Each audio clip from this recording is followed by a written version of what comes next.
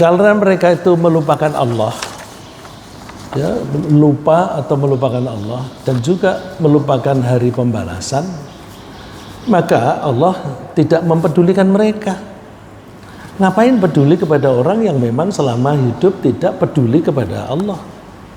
Jadi fair, ya, fair kalau ada orang selama hidup tidak mempedulikan Allah, kemudian di akhirat Allah tidak peduli, ya fair.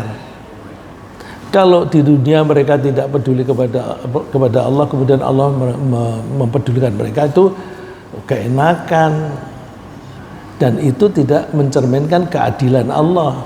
Karena kalau orang yang suka membangkang masuk surga, nanti orang yang taat merasa sama saja, kalau begitu enak bersenang-senang aja di dunia, ya. Jadi adanya surga dan neraka itu justru untuk menunjukkan keadilan Allah, sehingga orang yang taat kepada Allah nasibnya berbeda dengan orang yang membangkang.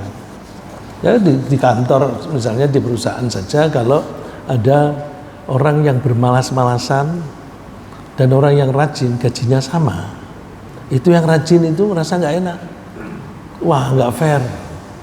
Apalagi terus ada bonus, kadang-kadang bonusnya yang malas itu lebih besar daripada yang rajin, ya kan. Itu bonus itu misalnya berdasarkan merit itu kan bisa diakali laporan-laporannya. Nah, terus yang malas dapat bonus lebih besar, itu menyebabkan semangat bekerja menjadi kurang. Yang rajin bekerja, alah itu yang malas saja dapatnya banyak kok, gajinya lebih besar, bonusnya lebih besar. Nah, oleh karena itu Allah tidak akan memperlakukan sama antara orang yang taat dan orang yang tidak taat. Coba kita perhatikan di surat Al-A'raf, surat 7 ayat 51.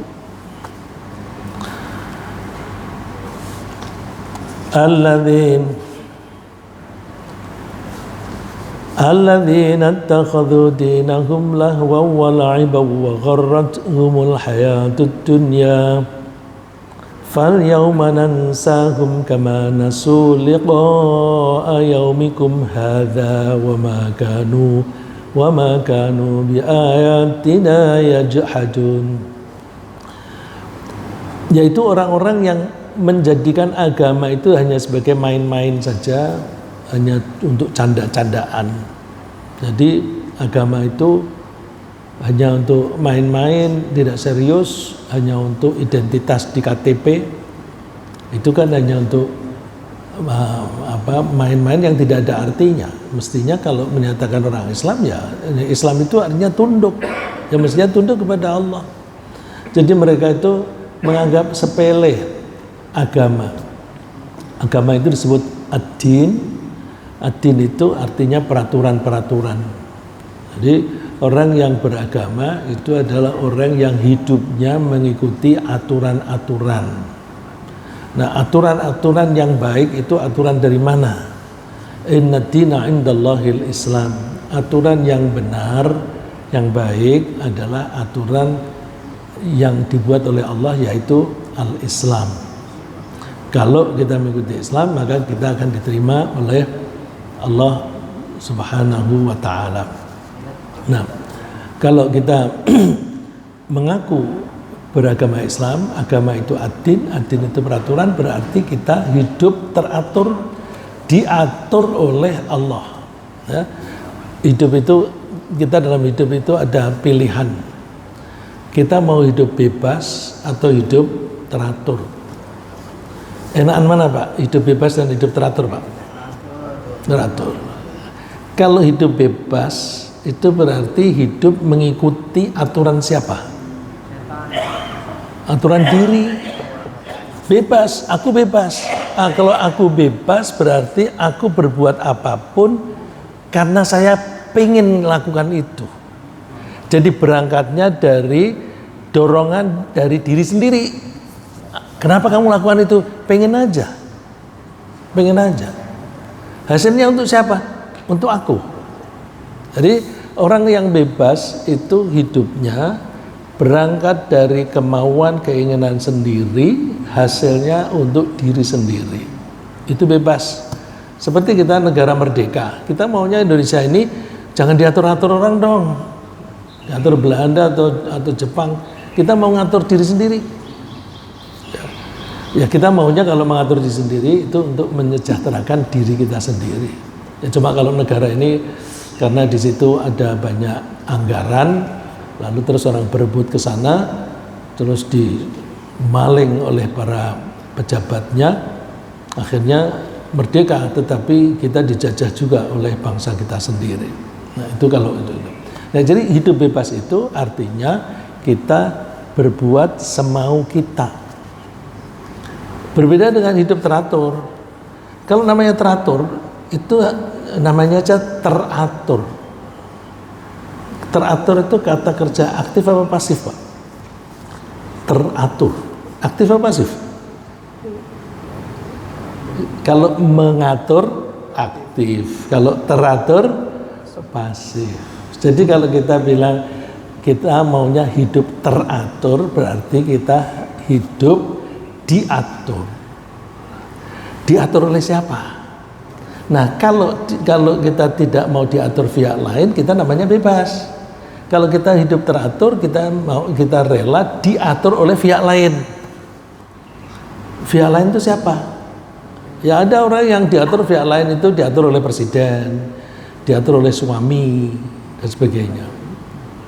Nah, kalau kita hidup diatur oleh manusia, manusia itu seleranya berbeda-beda dan berubah-ubah. Maka kita seringkali bingung hidup teratur kalau teraturnya itu ngikuti aturannya manusia, itu suka bingung sendiri kita. Nah, peraturan yang bagus adalah peraturan yang dibuat oleh pihak yang tidak punya kepentingan. Jadi, kita hidup teratur, kita rela diatur oleh pihak yang tidak punya kepentingan. Siapa yang tidak punya kepentingan? Allah. Jadi kalau kita mau mengikuti aturan, kita pilih aturan yang tidak dibuat untuk kepentingan pengaturnya. Nah, kalau dia tidak punya kepentingan, maka aturan itu akan adil dan menyejahterakan kita. Kalau kita mau hidup teratur, ya ngikuti saja aturan yang dibuat oleh Allah. Dalam aturan itu biasanya ada perintah, ada larangan. Nah, karena peraturan itu ada perintah dan larangan, ketaatan kita itu ketika diperintah kita laksanakan, ketika dilarang kita tinggalkan. Itu kalau kita mau hidup teratur. Nah, kalau kita hidup mengikuti aturan itu kalau dalam bahasa sehari-hari kita sebut law, ya, hukum. Hukum itu diterapkan enggak? Dan ada sanksinya enggak? Kalau kalau aturan itu diterapkan dan ada sanksinya, itu berarti peraturan itu enforced, dilaksanakan dan diberi sanksi dan diberi insentif. Nah, oleh karena itu kita kalau hidup mengikuti aturan yang dibuat oleh Allah, Allah akan memberi sanksi dan insentif. Aturan yang dibuat oleh Allah itu namanya ad-din. Jadi kita mengartikan ad-din itu agama.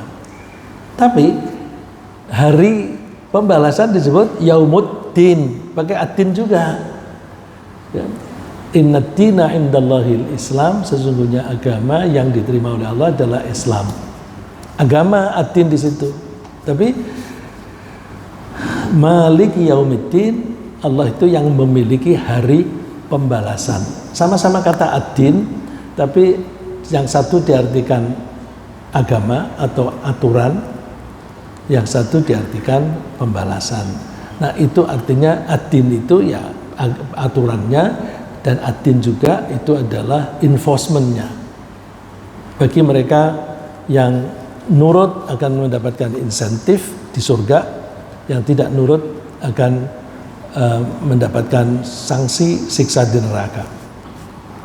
Nah, karena orang-orang kafir itu melupakan Allah, fal yauma nansahum kama nasu liqa yaumihim hadza.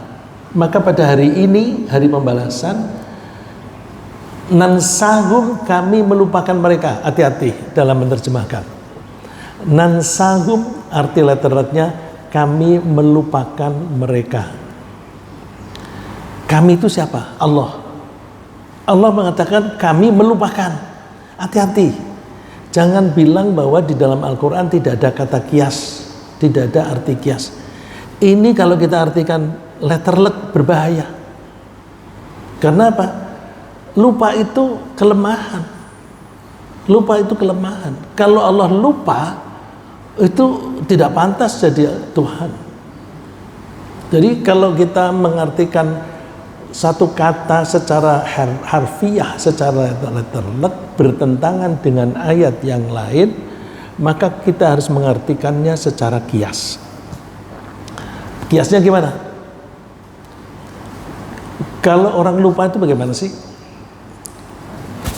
Aku lupa tidak membawa pulpen. Lupa tidak membawa pulpen. Berarti pulpennya tertinggal.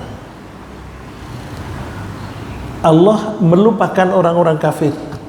Artinya Allah memberi rahmat kepada banyak orang. Orang kafir tidak diberi. Jadi arti nansahum itu artinya Allah tidak memberi rahmat kepada mereka. Jangan diartikan lupa. Lupa itu kelemahan. Manusia lupa. Kalau kita lupa, itu ada biayanya, Mbak. Orang lupa itu seringkali ada biayanya. Yang paling gampang dilihat itu, kalau misalnya kita mau belok, ada lalu lintas, jalan, kemudian ada U-turn. Seharusnya kita U-turn misalnya di Jalan Pemuda, kalau kita ke arah timur, itu di depan TBS, Taman Berdikari, itu ada di dekat kantor pos ada putaran. Kalau kita lupa, bablasan. Kalau bablasan itu ada ongkos, bensinnya tambah banyak. Kalau jalannya macet, waktunya menjadi terlambat. Kalau ada janji, oke, saya tunggu ya jam 3, nanti kita tanda tangan kontrak bisnis misalnya. Ditunggu jam 3 nggak datang, tinggal gagal dapat kontrak. Ya, jadi karena lupa, belok yang itu, yang U-turn yang itu harus sampai ke perapatan baru muter. Itu macet, waktunya tambah, kemudian menjadi terlambat, bensinnya tambah, dan kehilangan kontrak bisnis. Jadi lupa itu membuat kita rugi. Tentu lupa itu ada untungnya juga, karena Allah memberi kita lupa, itu ada keuntungan, ada kerugian.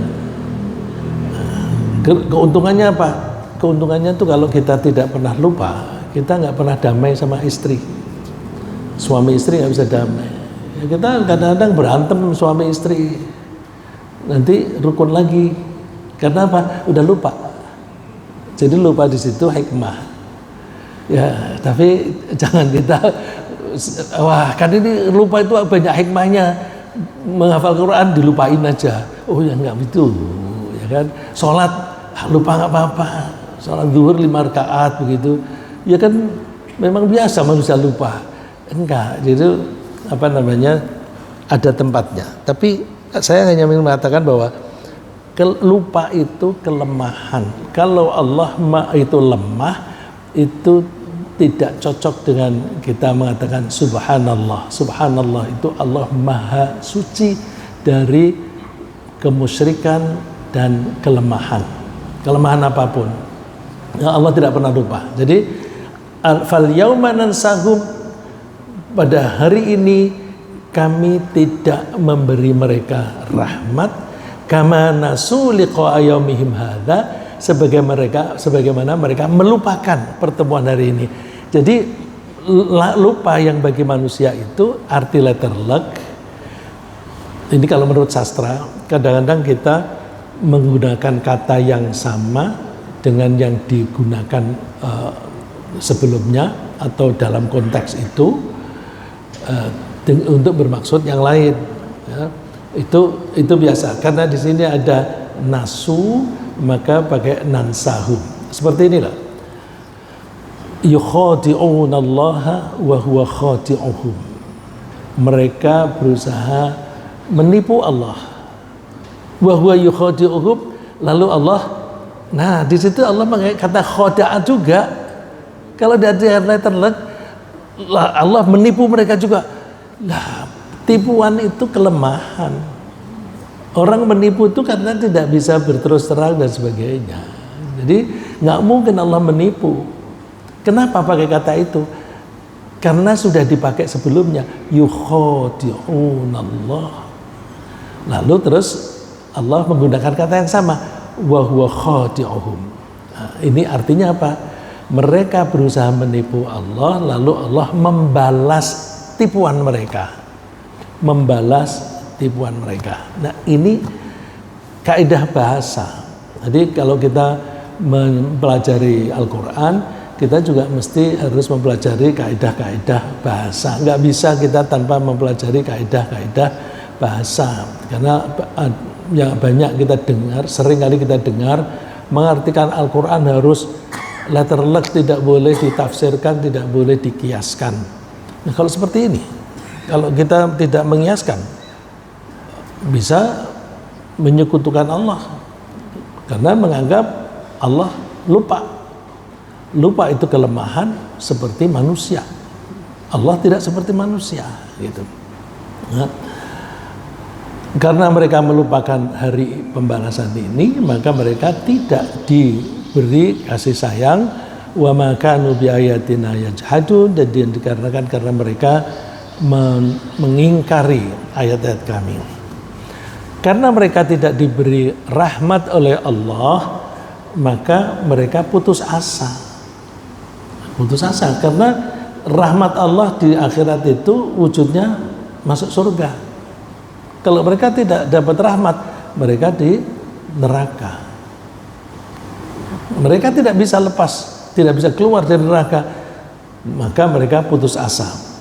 Coba kita perhatikan di surat Al-Ankabut, surat 29 ayat 23.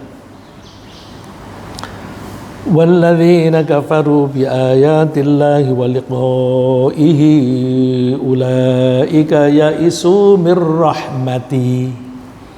Orang-orang yang mengingkari ayat-ayat kami dan mengingkari pertemuan mereka dengan Allah, maka mereka akan berputus asa terhadap kasih sayangku.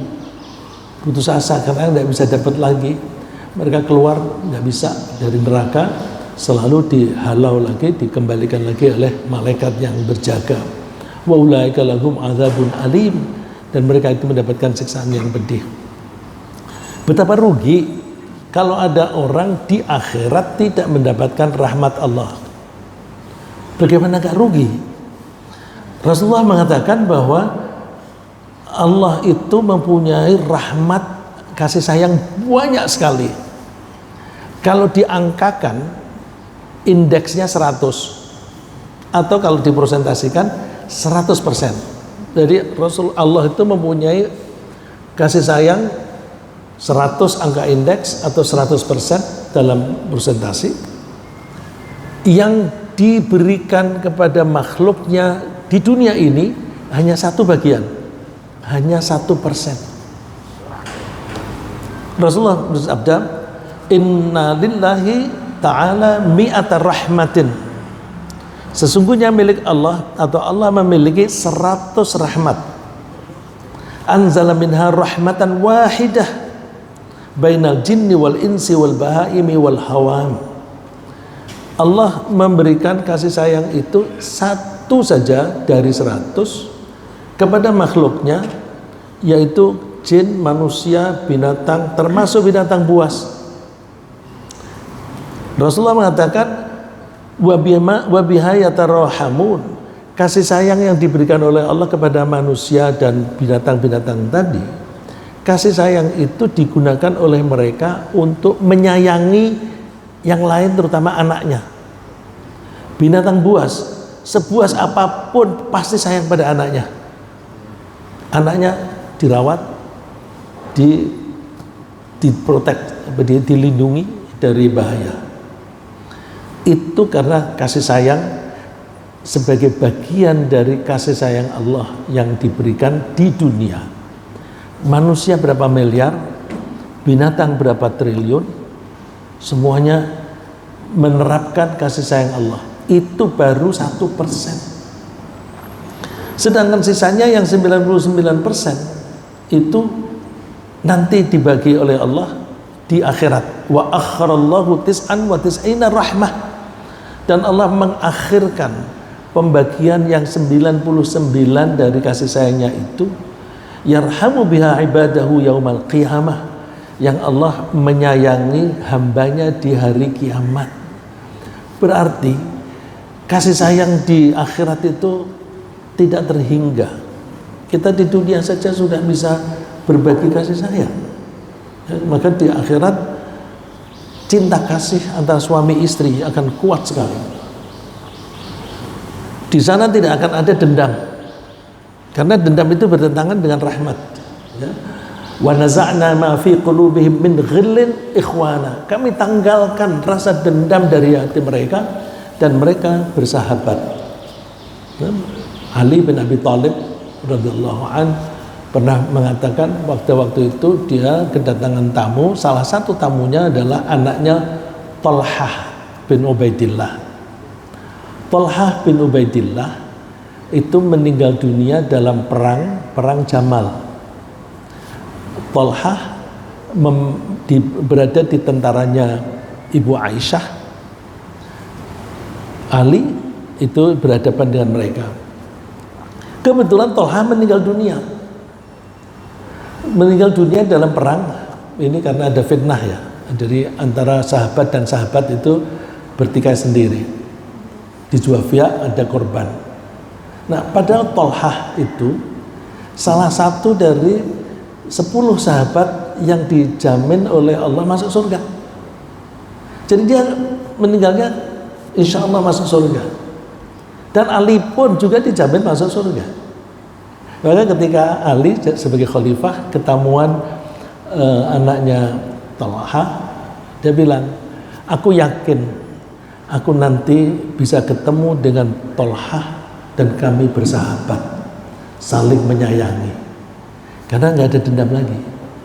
Dan memang Ali menghadapi perang itu karena yang diserbu, dan Ali faham bahwa Ibu Aisyah itu memerangi Ali karena salah faham, karena ada fitnah. Lalu Ali bin Abi Thalib bilang pada para tentara, aku saja yang menghadapi Ibu Aisyah, jangan kalian, karena Ali tidak ingin melukai Ibu Aisyah. Lalu yang dilakukan oleh Ali, kakinya unta yang dipenggal, dipotong, Ibu Aisyah jatuh. Lalu Ali mengatakan, ibu tidak usah ikut-ikutan dalam ke fitnah ini, ibu terpancing, ibu pulang saja. Jadi terpaksa perang itu karena sudah berhadapan, tapi Ali menghormati Ummul Mukminin. Bagaimanapun Ibu Aisyah kan Ummul Mukminin, ibu kita, ibunya Ali gitu. Jadi itu nanti mereka Talhah dan Ali akan bertemu di surga, nggak ada dendam, karena di sana tuh penuh dengan kasih sayang. Nah, pada masa di mana Allah tuh kasih sayangnya banyak sekali, orang kafir tidak mendapatkan rahmat sama sekali, rugi dong, rugi. Kita saja kalau nggak dapat rahmat Allah nggak bisa masuk surga kok. Masih ingat Rasulullah bersabda, kita tidak bisa masuk surga karena amal kita. Para sahabat penasaran, engkau juga Rasulullah? Ya, saya juga. kita bisa masuk surga hanya karena rahmat atau kasih sayang dari Allah. Bagaimana kita bisa mengandalkan amal kita? Kita tadi sholat subuh, siapa yang berani mengatakan khusyuk 100%? Ada? Gak ada. Nah kalau gak khusyuk, bagaimana kita bisa yakin bahwa sholat kita diterima? Gak bisa. Kualitasnya itu tidak memenuhi syarat. Tapi kita jalani. Karena apa? Kita mengharapkan rahmat Allah. Ketika kita bersedekah, emangnya kita betul-betul tulus? Kadang-kadang kita tuh suka lupa cerita pada orang, aku kasih dia, aduh itu sudah mengungkit-ungkit lagi tuh. Ketika Ramadan kita puasa, aduh lapar, itu kan indikasi kurang ikhlas. Ya, jadi kita itu, amal kita itu tidak memenuhi syarat untuk diterima. Tapi karena Allah itu Maha Rahman, Maha Rahim, kita diampuni. Ya udah, kamu jalani mastata'tu, fattaqullaha mastata'tu. Bertakwalah kepada Allah sebatas kemampuanmu. Kemampuanmu begitu, yang penting kamu sudah berusaha. Aku ingin menghafal Al-Quran. Iya, aku hari ini ingat, saya ulang-ulang, besok lupa lagi. Ya nggak apa-apa. Gitu. Ya, jadi kita mengharap mendapatkan rahmat dari Allah sebanyak-banyaknya di hari akhir, karena memang di sanalah Allah tuh berbagi-bagi secara lebih sekali, karena kasih sayang Allah yang di sana itu 99 kali lipat dari kasih sayang Allah yang Allah bagikan di waktu di dunia ini. Saya kira demikian. Mudah-mudahan Allah membimbing kita. Sambil menunggu Pak Andi, saya ringkas bahwa orang-orang kafir akan tertutup dari rahmat Allah di hari akhir. Kenapa mereka tertutup dari rahmat? Karena mereka kufur. Kufur itu artinya menutup diri. Menutup diri, karena mereka menutup diri, terus kemudian di sana tertutup, ya wajar. Karena mereka mengingkari Allah dan hari akhir, lalu mereka melupakan resiko dari perbuatan mereka.